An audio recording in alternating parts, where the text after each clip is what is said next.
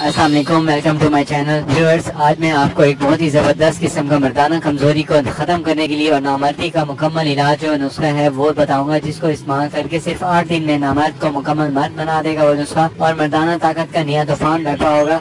मर्दाना कमज़ोरी के लिए मरीजों के लिए खास तोहफा है ये। इसमें जो अज्जा इस्तेमाल करने हैं, आपने चेरी विंटर लेना है, अश्वगंधा लेना है, बेसिल स्वीट्स लेने हैं और रूट एस्पैरेगस लेना है, और चौथे नंबर पे सेरिप लेना है। ये तमाम अज्जा आपको हमसे भी मिल जाएंगे और आप किसी भी दवाखाने पे जाएं उनको बताएं तो वो भी आपको ये प्रोवाइड कर देंगे।